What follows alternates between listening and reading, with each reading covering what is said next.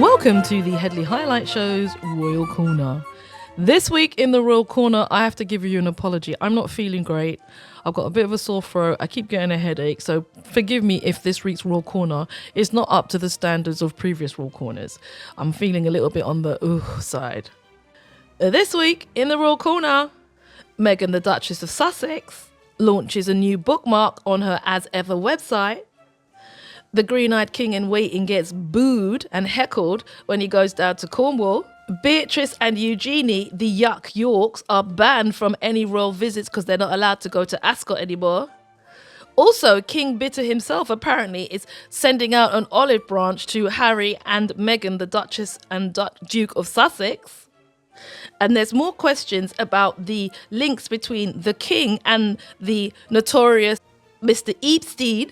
As it's revealed, he has an interesting memento in his closet about the king and Lady Diana.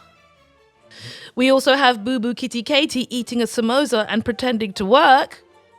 And the company called Not My King, they're a pressure group, revealed just how much this family of dodging taxpayer lazy individuals is costing the taxpayer, but also how much work they've actually done. So don't forget to like, share and comment. Don't forget to click the bell notification and also to leave a donation if you can. I'm very partial to free wings and chips and a Miranda or a bit of Bitcoin. And let me thank you in advance for your listening in.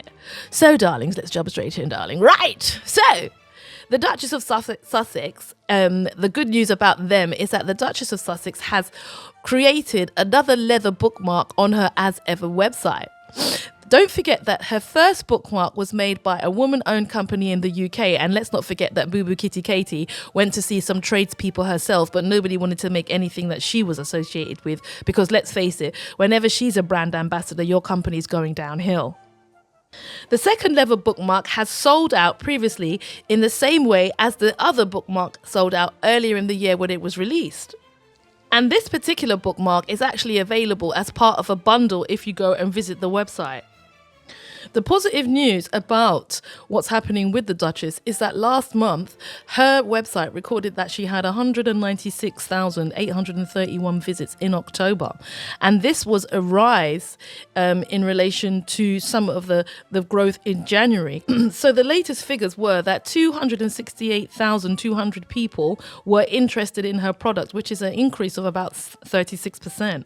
And that's according to data from somebody called SimilarWeb. And what this shows is that the Duchess is still a point of interest for consumers. And irrespective of all of the commentary that people like to have about her, her business acumen is just there to be seen. I mean, unlike other members of the royal family, she doesn't have to, have the influence of the Epstein class for her to be a success. Unlike the Yuck Yorks, who are essentially just marionettes.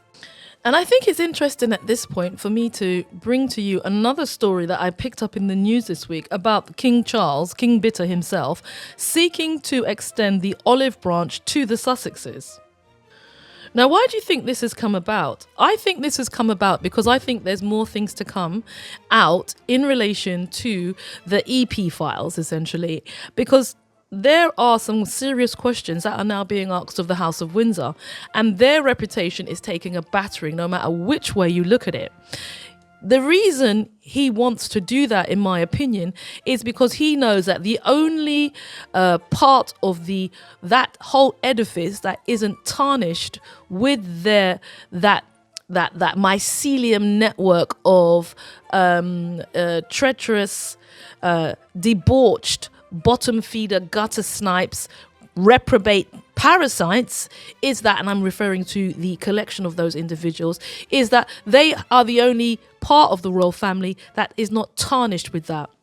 And this is the reason why it's being reported that the king is reaching out, or potentially going to reach out to them with a view to them becoming in the fold. This, in my opinion, is about trying to have brand recalibration, because the Windsor brand is so low in the minds of the public. They are at the the core of the earth. They've gone through the crust, they've gone through the other layers, and they're so debased that they're at the core of the earth in terms of the public opinion about them. And the king in that space he's also occupying that space, primarily because the notion that they were never aware, they didn't know what was happening with their brother's activity, be that him enriching himself, essaying people on the premises. And one of the latest things I heard, that one of the things that is been revealed in the files, and this lady apparently is going to come forward, is that she was subjected to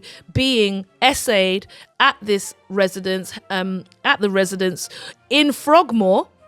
Yeah, that's what she said. She was essayed in Frogmore, and she also was effectively run over in a car. That's the allegation. And the car was being driven by the same member of the royal family who's been detitled. That is the allegation. Maybe that's their version of foreplay. Who knows? But essentially, this is the reason why I think King Bitter is trying to do something with bringing them back into the fold, because that's where your reputation is. And while we're on King Bitter, let's bring to your attention something else that's been currently revealed now about some of the information in the EP files. I'm just going to bring to you someone that I follow in relation to Royal Stories Ministry of Hacks. You can catch him on YouTube. Listen to this. There was an article, right, that there was an interesting framed picture in Mr. Epstein's closet. And it talks about whether or not King Charles will continue to be king after the divorce and the separation. And the reason I think that's interesting is there is a lot of conversation about looking at Princess Diana's death in relation to what we now know about this class of individuals and these groups of people. Because let's not forget, people, this relationship goes back many, many, many decades. Let's listen to Martin. Now, why would Epstein frame the front page of the Times newspaper in the UK explaining that Charles thinks he'll still become king even though he's divorced from Diana? In his closet, his private closet, almost as though it's a trophy. Is this the part of the Epstein files where the truth about the royal family's wider connections to Epstein will slowly unravel? And I think it is. And trophy is probably the best way to describe this. It's a weird memento reminding Epstein constantly of something he knows or something he's done or something that he will use for leverage in the future. Charles Epstein leverage. There's more to come out of this story, I'll tell you. This is the beginning of the great reveal as far as Charles, William, Kate and other royals are concerned, believe me. And thanks to Social Butterfinger over on another social media platform for putting together this great narrative for us. My opinion's not important. Sorry about the pause there. Now, that's interesting, don't you think? Because I don't know how many of you have actually looked at the EP files. Now, you can do so with a search engine. It's basically a search engine, and you just put information in there. And given what we know now, do you still think that the circumstances surrounding the passing of Princess Diana are as you were told? Because, critical thinking isn't something that just used to happen in the early 1980s.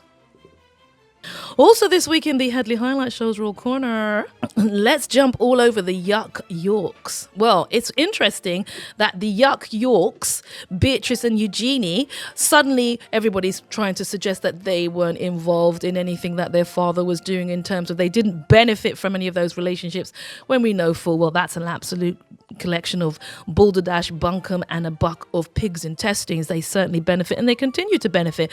But what's really interesting is, in light of the difficulties, they have been cut adrift. Yes, my dears.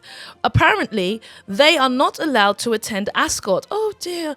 In the royal box. Oh, how difficult. Because of the continuing saga of their their father's situation, but also because they benefited hugely from the relationships. We all know, let's face it, if these people had to go to a job centre and apply for a job, they absolutely have got zero skills, zero skill set. They can't compete unless, of course, they're competing on an unfair playing field. And this is the situation that they find themselves in. And we've been told that they are not allowed to attend any more royal events, presumably until the dust is settled. I am not in the slightest bit unhappy about this. I'm not in the slightest bit sad for these people. Let's not forget that whilst I think it was Beatrice was 18, they spent £400,000 on her 18th birthday. Nobody was working in the family, but yet they were able to find £400,000 for her 18th birthday. And I think if you look on the guest list, you'll find that it had a number of people who shouldn't have been there. Namely, that whole Epstein class, the Epstein class. So they've been cut adrift, and I'm supposed to feel sad. How about a big fat no? The unroiling of this collection of succubuses is a joy to witness, and I am so happy I'm chronicling it on my channel. Let's jump over to Boo Boo Kitty Katie and the Green-Eyed King in Waiting. As per usual, they were out separately, and whilst being out separately, we saw Boo Boo Kitty Katie enjoying I think she might have had, possibly not, it may have been a very lightly seasoned onion bhaji, and clearly it was plain lassie with absolutely no cinnamon or nothing. Yes, Boo Boo Kitty Katie was in Leicester. So this week she was there in Leicester clapping with the little people and, like I said, sipping a little bit of the local cuisine, not too much of course, we don't want to burn those absolutely non-existent lips, but yeah, she was with the locals down in Leicester, and we were treated to this exercise as once again, this is her working so hard for the £2 million that they both receive every month for doing absolutely jack all. We were treated to pictures of her as the white saviour sitting among the brown folks, clapping and enjoying their interesting takes on culture. Yes, there was clapping, there was food, there was, the usual entertainment for the entitled offered by the brown people.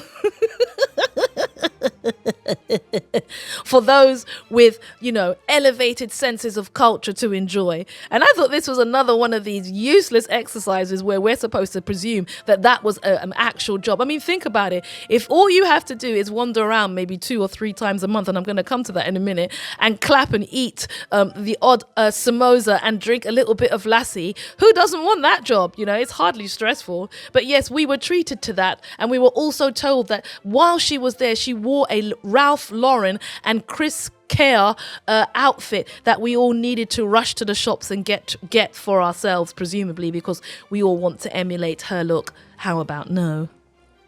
She was visiting the Akashta Order Company, and she also spent time with the Indian community. It was another puff piece trying to show some kind of relevance and meaning and purpose to your life of avarice, greed, and basically not doing anything. Meanwhile, in Cornwall, as I said, Prince William donned an apron on this particular occasion. Last week he had on a white lab coat, and this week he has on a grey apron. So very busy, I'm sure. Whilst he was in Cornwall, you think while he was in Cornwall, he may have had some time to address the questionless of homelessness, because Cornwall has got a significant homelessness issue, but it was all quiet on the Western Front about homelessness. No, he was visiting a farm. And he went around shaking the hands of individuals. But then somebody did the following stuff. They asked a question. How long have you known about what's going on with your dad's brother? How long have you known about Andrew? How long have you known about Andrew? Spoil it. Spoil what? I'm just asking a question. It's a pleasant visit. Why you would want to ask him that question at this particular time? Why you were It's the only chance I get to speak to him. I've never had a chance to speak to him before, and I wanted to know the answer. What were you looking to get from that question then? Oh, you hoped for an answer, but didn't get it. No, not at all. No. Do you want to give me your details? No. You don't? Right, thank you. Appreciate that. So what you just heard there was that person was at this event in Cornwall, and he asked him, how long have you known about your brother? And you know what? He was later questioned by the police. Can you imagine that? The wrongdoing of this family never gets addressed, but you ask a question about that wrongdoing and you are then in line for some kind of punishment, which just goes to show you how this grift works. You need to allow the type of behavior of any description of these individuals. It should never be questioned. And if you do question it, you're liable to be arrested or charged with some sort of a fray. And you know what I also thought was interesting about that? It just goes to show you about the cognitive dissonance of those people who, as far as I'm concerned, half of them were paid extras from the local acting company. They got their fees for the day and they stood there so he could just have this whole, oh, they love me sort of thing. But it shows the cognitive dissonance of the public, of the British people. Many of us in this country enable this situation. Do you know why? One, we keep up this edifice, and two, we turn a blind eye to what's clearly in our face in relation to this family and the way they treat the wider public. Why shouldn't he ask the question about how long have you known about your brother? And then why should then the police seek to have a conversation with this person because he asked the question? We should have had more confidence in those institutions to protect the people who clearly were victims of these individuals. But it doesn't work like that. It doesn't work like that. So I just wanted to bring that to your attention, that he went to Cornwall, he was heckled, and he was asked the question, and he didn't even have an answer. And it just goes to show you this family are insulated from the realities of their subjects and their ordinary lives to such an extent that they can consistently rely on the institutions and the establishment to protect them no matter what activities they undertake. Now, I just wanted to bring to you finally, because I said, people, this is not a long one, because I don't know why. I keep getting pains at the side of my head. I've got this migraine thing, just my head's pulsating, So I think I just need to just chill out, my sister, relax yourself. But before I do that, I wanted to bring you one more item about the actual cost of this family on the British public, because there is a group called Republic and Not My King, and each month they review exactly the activities of this whole family, what they're doing, how they're doing it, the cost of it. And let me just give you some updates about that, because that's really important. They last month, essentially, between Boo Boo Kitty Katie, the idle Duchess, and the Green-Eyed King in Waiting, they had 41 days off work. Yeah, the silence speaks volumes. 41 days off work, and they still earned £2 million a month. Let's jump over to Martin, Ministry of Hacks. Thank you so much, Martin. He's going to give you a little bit of detail about exactly what happened this month with Boo Boo Kitty Katie and a Green-Eyed King and their busy schedule.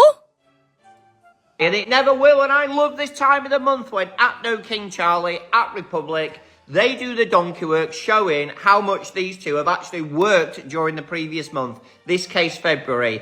An impressive 41 days off between them for the month of February. Absolutely astounding, isn't it? Where can you earn £2 million a month and have 41 days off between two of you? So a million each, 41 days off between you. Not bad going. Let's look at William. He was the hardest working out of the two of them. 5 half days, 4 full days, a total of 7 days off. 7 days working, sorry, so he had 19 days off. 19 days off for £1 million, not bad, right? Kate, 5 half days, 1 full day, a grand total of 3.5 days working, 22 days off. Are you beginning to think it was all a scam? And do we need things to change in 2026? A family that deflect any serious questions about their funding, taxation, job roles, history, relationships, 0 return on investment for the UK, a family you cannot, under any circumstances, look up to. We all know who they are now. You cannot look up to these work-shy grifters. Do we need them in 2026? I think we've answered our own question. So between them, they hardly did any work for £2 million, and we're still supporting this exercise. I'm with Martin from Ministry of Hacks. We absolutely don't need this family. They don't do anything for us, and they are a drain on the nation.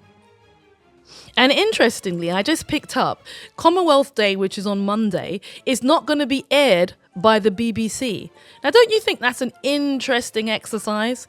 They are not airing one of the more pomp and ceremony activities where we're supposed to see our royal family, in their position of their glory. The BBC's not airing it. I wonder why. Do you think that's anything to do with the current EP file situation? I think so.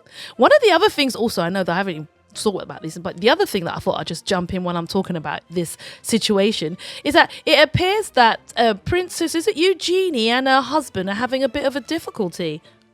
Yes, Princess Eugenie is married to Jack Broxbank. And according to what I'm reading, their marriage is in shambles. I'm sure the benefit of being so close to a York served its purpose. But how about now it's not so much the case? And apparently he's been spending a lot of time in Florida away from Eugenie. Boo-hoo, I'm so sad about it. Not. And since we're in a full-scale situation in the Middle East, it appears that the trip to America may be postponed for a while. The King Bitter and the side salad chamois lever are supposed to go to America in April, but I'm not sure this is going to work out given that there's a full-scale military assault in Iran by the current incumbent in the White House. And the trip has not yet been confirmed. So all we can assume, my dears, is maybe it's on hold or it's not necessarily going to go ahead. I mean, think about it. If you're going over there to celebrate what exactly, whilst your brother's cheeks are being swabbed and his DNA is being run through the DNA database, maybe it's not the best time for you to go visiting abroad to the place where quite a lot of the essaying that your brother may have been involved in, hypothetically until proven otherwise, was going on. Maybe not a good look right now. I'll keep you posted on whether or not that takes place. And now I'm also hearing rumblings or two about possible abdications. Do you know why I think that's probably likely or potentially likely? I think it's possibly likely primarily because of the EP files. Because there have been so many redactions of information in those files. I do not think that King Bitter himself is not in the ones that have not yet been available to the public. And this is the question. If more of that information is released to the public and you can see, like Ministry of Hacks was saying, the question of leverage, why did he have the Times newspaper in his closet? And if you are to look at that, there was a picture of Lady Diana in that beautiful black dress. She was on that picture in his closet.